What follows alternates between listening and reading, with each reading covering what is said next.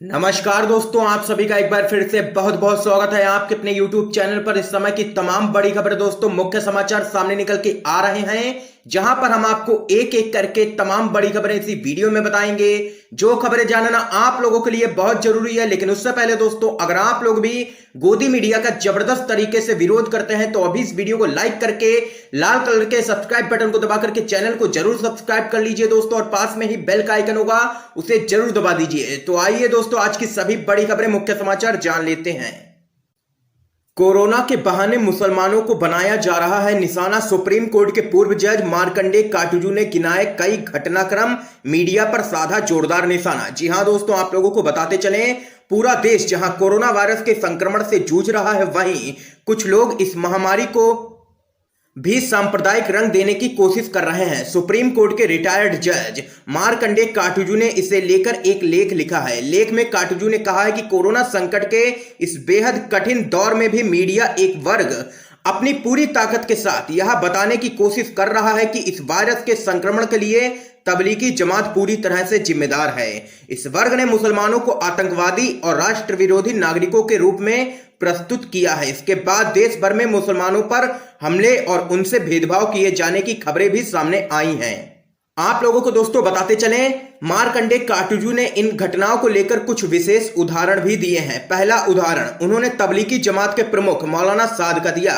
Supreme court के पूर्व जज ने लिखा है कि कई मीडिया चैनलों ने तबलीगी जमात के प्रमुख मौलाना साद को एक शैतान के रूप में प्रस्तुत किया है। उनके खिलाफ आईपीसी की धारा 304 यानी कि गैर इरादतन हत्या के तहत एफआईआर दर्ज की गई है और उनके घर पर छापा भी मारा गया है। सोशल मीडिया और टीवी चैनलों के एक वर्ग ने उन पर जानबूझकर भारत में कोरोना वायरस फैलाने का आरोप लगाया है, जो पूरी तरह झूठ और गलत है। निजामुद्दीन के मरकज में कई दशकों से मुसलमान इकट्ठा होते रहे हैं, ये कोई पहली बार नहीं हुआ है। मरकज में कई लोग मलेशिया, इंडोनेशिया, किर्गिस्तान आदि से आए थे और यह संभव है कि कुछ लोग कोरोना से संक्रमित रहे हों, जिन्होंने अनजाने में जमात के दूसरे लोगों को भी संक्रमित कर दिया। लेकिन यह कहना कि ऐसा जानबूझकर किया गया, यह बिल्कुल भी ठीक नहीं है, बेतुका है ये। इसलिए मौलाना के खिलाफ यह एफआईआर पूरी तरह से अनुचित और आधारहीन है।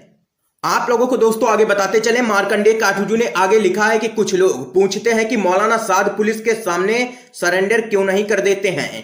कोई भी इसके सही कारण का अनुमान नहीं लगा सकता है, लेकिन यह बहुत संभव है कि वह डर गए हैं कि ऐसा करने पर पुलिस उन पर थर्ड डिग्री का उपयोग करेगी। इसके अलावा काटजू ने राजस्थान का एक उदाहरण दिया है। उन्होंने लिखा, भरतपुर के एक सरकारी अस्पताल में एक गर्भवती महिला को भर्ती करने से मना कर दिया गया क्योंकि वह मुस्लिम थी। भर्ती ना किए जाने से उसके बच्चे की मौत हो गई, लेकिन इस घटना की आधिकारिक जांच में इस तथ्य को दर्ज किया गया था कि डॉक्टर को संदेह था कि वह तबलीगी जमात से थी। इसके अलावा तबलीगी जमात को लेकर मीडिया में फैलाए गए झूठ से पंजाब के मुसलमानों को परेशानी का सामना करना पड़ा है। वहां के मुस्लिम गुर्जरों को दूध बेचने में मुश्किल हो रही है। वहीं कर्नाटक में सांप्रदायिकता मुसलमानों के सामाजिक बहिष्कार पर जोर दे रही है। काटजू ने आगे लिखा है कि मुख्य धारा के मीडिया ने कहा है कि तबलीगी जमात के सदस्य सुपर स्प्रेडर हैं और कुछ लोगों ने मांग की है कि उन्हें गोली मार दी जानी चाहिए। उन पर डॉक्टर्स और स्वास्थ्य कार्यकर्ताओं पर थूकने, अस्पताल के वार्डों में शौच करने और नर्सों के साथ दुर्व्यवहार करने और चिकन बिरयानी की मांग करने आदि का आरोप लगाया गया है। ये यहाँ पर तमाम बातें कही हैं दोस्तों सुप्रीम कोर्ट के पूर्व जज मार्कंडेय काटजू ने, और यहाँ पर उन्होंने मीडिया पर साधा है जोरदार निशाना और कहा है कि कोरोना के बहाने मुसलमानों को बनाया जा रहा है निशाना। दोस्तों, क्या आप लोग सुप्रीम कोर्ट के पूर्व जज मार्कंडेय काटजू की इन तमाम बातों से सहमत हैं या नहीं? अपनी राय जरूर बताइएगा कमेंट बॉक्स में कमेंट करके। तो वहीं दोस्तों, एक और बड़ी अपडेट आप लोगों को बताते चलें, क्या लॉकडाउन में प्रवासी मजदूर जा सकेंगे अपने घर? सुप्रीम कोर्ट में याचिका दायर कर मांगी गई इजाजत। आप लोगों को दोस्तों बताते चले, कोरोना वायरस को लेकर भारत के लोगों की चिंता लगातार बढ़ती ही जा रही है। देशव्यापी लॉकडाउन से सबसे ज्यादा प्रभावित प्रवासी मजदूर ही हुए हैं, जो अपने घरों से दूर रह रहे हैं। नौकरी ना होने से उनके पास खाने पीने के लिए पैसे ही नहीं बचे हैं। घर पहुंचने की लालसा उनकी आंखों में साफ देखी जा सकती है। अब उनके गांव शहर लौटने के लिए देश के उच्चतम न्यायालय का दरवाजा खटखटाया गया है। दोस्तों, आप लोगों को बताते चलें, दरअसल दोस्तों सुप्रीम कोर्ट में प्रवासी मजदूरों के घर लौटने की इजाजत को लेकर एक याचिका दायर की गई है। यह याचिका सुप्रीम कोर्ट के वरिष्ठ वकील प्रशांत भूषण के द्वारा दायर की गई है। उन्होंने न्यायालय से अपील की है कि अपने घरों से सैकड़ों किलोमीटर दूर रह रहे प्रवासी मजदूरों को उनके घर जाने की इजाजत दी जाए। साथ ही याचिका में कहा गया है कि कोविड-19 की जांच के बाद ही मजदूरों को घर लौटने की इजाजत दी जाए। तो यहां पर दोस्तों देख सकते हैं कि अब प्रवासी मजदूरों का मामला पहुंच गया है सुप्रीम कोर्ट, क्योंकि दोस्तों लॉकडाउन की सबसे ज्यादा जो मार पड़ी है तो वो गरीब मजदूरों पर ही पड़ी है। जो अपने घरों से दूर रह करके काम किया करते थे उन्हीं पर सबसे ज्यादा मार पड़ी है। ना तो उनके पास पैसे बचे हैं खाने के लिए और वो सरकारों के ऊपर भी आरोप लगा रहे हैं कि उनको खाने को नहीं मिल रहा है। इसीलिए अब ये मामला पहुंच गया है सुप्रीम कोर्ट और वहां पर इजाजत मांगी गई है कि इनको जांच के बाद इनके घर भेजने की व्यवस्था की जाए सरकार के द्वारा। अब ये मामला सुप्रीम कोर्ट में है दोस्तों। आगे की जो भी अपडेट होगी हम आप तक सबसे पहले पहुंचाएंगे, इसलिए चैनल को सब्सक्राइब जरूर कर लीजिएगा और घंटी को जरूर दबा दीजिएगा। तो वहीं दोस्तों एक और बड़ी अपडेट आप लोगों को बताते चलें।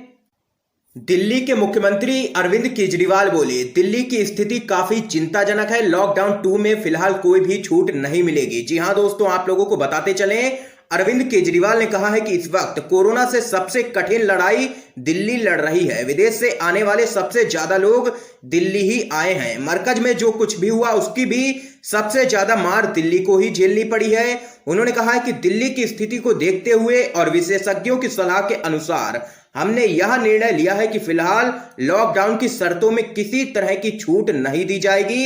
एक सप्ताह बाद एक बार फिर इस पर विचार किया जाएगा। ये यहां पर दोस्तों बड़ा बयान सामने निकल के आया है दिल्ली के मुख्यमंत्री अरविंद केजरीवाल का, क्योंकि यहां पर दोस्तों आप लोगों को बता दें देश भर में लगातार कोरोना वायरस के संक्रमित मरीजों की संख्या में लगातार वृद्धि देखने को मिल रही है। इसीलिए यहां पर केजरीवाल ने कहा है कि दिल्ली की स्थिति काफी चिंताजनक है, इसलिए लॉकडाउन 2 में फिलहाल कोई भी छूट नहीं मिलेगी। तो वहीं दोस्तों एक और बड़ी खबर आप लोगों को बताते चलें। कोरोना से निपटने का कांग्रेस ने पूछा मास्टर प्लान, कहा बीजेपी मस्त एमपी त्रस्त। आप लोगों को दोस्तों बताते चलें, देश में कोरोना वायरस का संकट लगातार बढ़ता ही जा रहा है। हर रोज कोरोना वायरस के संक्रमित मरीजों में इजाफा देखने को मिल रहा है। वहीं मध्य प्रदेश में तेजी से कोरोना वायरस के संक्रमित मरीजों में बढ़ोतरी देखी जा रही है। इस बीच कांग्रेस ने भारतीय जनता पार्टी से मध्य प्रदेश में कोरोना वायरस से निपटने का मास्टर प्लान पूछा है। दरअसल दोस्तों आप लोगों को बता दें, मध्य प्रदेश में फैले कोरोना वायरस से निपटने के लिए बीजेपी का मास्टर प्लान क्या है। हैशटैग भाजपा मस्त एमपी त्रस्त। ये यहां पर कांग्रेस पार्टी ने जोरदार हमला बोला है मध्य प्रदेश भाजपा पर और शिवराज सिंह चौहान पर यहां पर। तो वहीं दोस्तों एक और बड़ी खबर आप लोगों को बताते चलें। पूर्व वित्त मंत्री पी चिदम्बरम ने सरकार से गरीबों को कैश ट्रांसफर और मुफ्त अनाज देने की अपील की। जी हां दोस्तों, आप लोगों को बताते चलें, कांग्रेस पार्टी के वरिष्ठ नेता पी चिदम्बरम ने सरकार से गरीबों को कैश ट्रांसफर करने और मुफ्त अनाज बांटने का अनुरोध किया है। उन्होंने कहा है कि अधिकांश लोगों को नकदी की काफी कमी हो रही है और वे मुफ्त के पके हुए भोजन के लिए कतारों में खड़े हो रहे हैं।